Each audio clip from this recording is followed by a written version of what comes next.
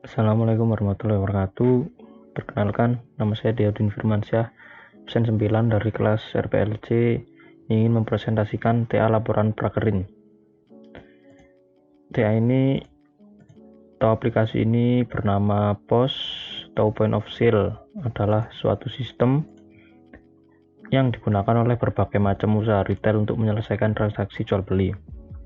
Fungsi dari Point of Sale sendiri adalah untuk mencatat data transaksi secara lengkap dan memprosesnya menjadi laporan yang mudah dianalisa. Serta kita tidak perlu lagi memakai kwitansi atau struk secara manual.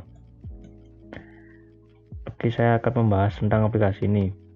Seperti yang kita lihat di sini, kita ditampilkan awal dengan halaman login.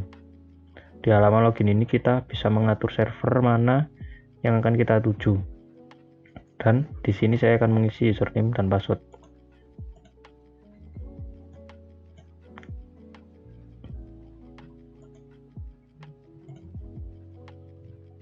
Setelah mengisi username dan password,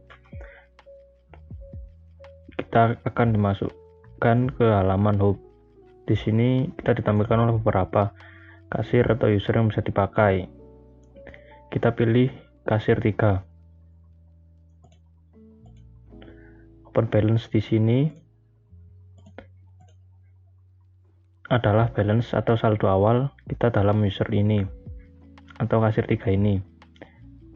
Di sini saya akan mengisi saldo saya nominal 100.000 dan kita klik open shift. Sekarang itu sudah masuk ke halaman transaksinya. Di halaman transaksi ini terdapat ID transaksi, ID shift, dan tanggal. Saya akan memilih item untuk di list di tabel. Nah, isi dari tabel ini meliputi barcode, item, DY, unit, price, dan total. Dan di bawah terdapat subtotal dari item-item tersebut. Saya akan pilih item yang akan customer inginkan.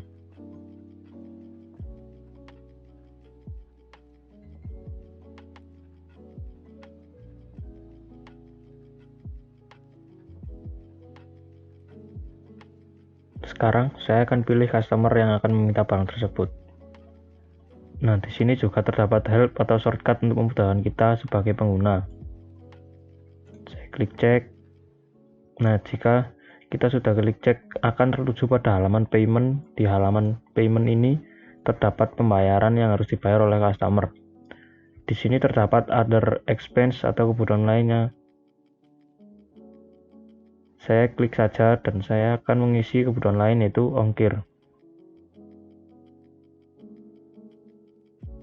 Saya add. Di samping kanan terdapat pilihan cash dan non-cash. Jika non-cash, kita bisa pilih kartu kredit, jumlah, dan nominal.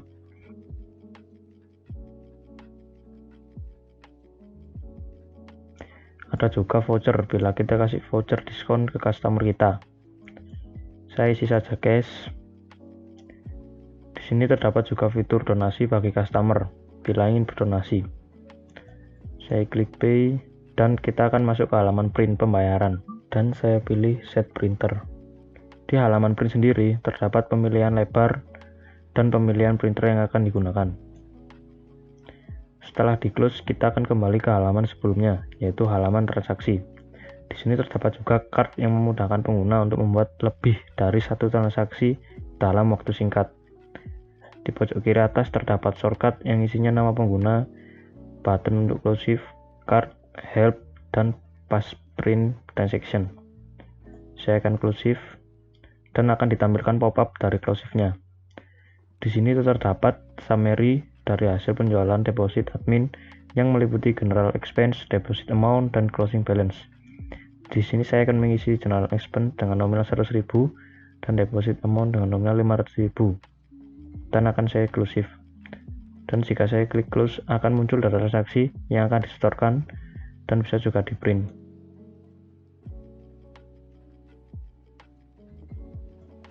Sekarang saya akan membahas database dan tabel dari aplikasi POS. Di sini terdapat tabel-tabel dari aplikasi POS. Saya akan melihat properties dari tabel branch. Di sini terdapat kolom dalam tabel brand.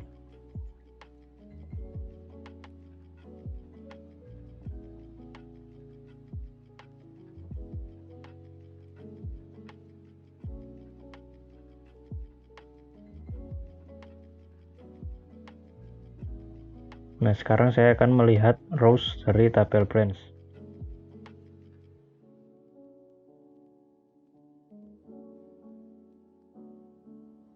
Di sini terdapat juga inputan data dari tabel brands. Dan terdapat beberapa tabel lagi.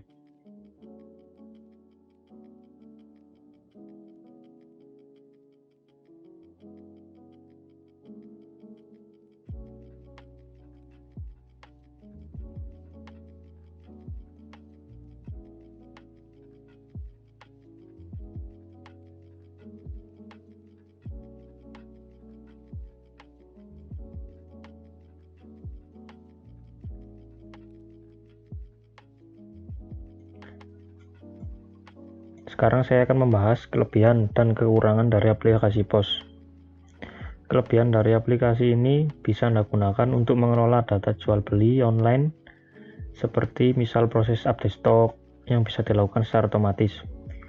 Lalu perubahan data seperti diskon dan lain sebagainya yang juga sangat membantu berkat adanya POS. Dari kelebihan tersebut terdapat juga kekurangan dari POS ini, yaitu aplikasi ini masih memiliki beberapa bug, yaitu kita tidak bisa mengikuti KTY yang kita inginkan, dan aplikasi ini menuntut orang untuk menggunakan komputer karena masih tidak bisa dipakai untuk Android. Terima kasih telah menyaksikan presentasi dari saya. Bila ada salah kata atau ada kata yang tidak berkenan, mohon dimaafkan. Serta saya akan menyatakan nilai plus dan minus selama prakerin. Nilai plus selama prakerin dari saya adalah saya dapat banyak hal, terutama pengalaman dalam bagaimana cara menjadi seorang pekerja atau karyawan. Dan di sini saya diajarkan cara menggunakan sistem database yang sangat rapi dan sangat tertata. Dan juga rasa suka dan duka sebagai seorang karyawan. Nilai minus selama saya prakerin adalah kebiasaan terlambat untuk saya pribadi. Mohon maaf yang sebesar-besarnya, dan selama prakerin saya biasanya juga mengantuk waktu proses bekerja. Dari minus itu, saya berusaha untuk menjadi lebih baik lagi. Sekian presentasi dari saya ucapkan terima kasih. Wassalamualaikum warahmatullahi wabarakatuh.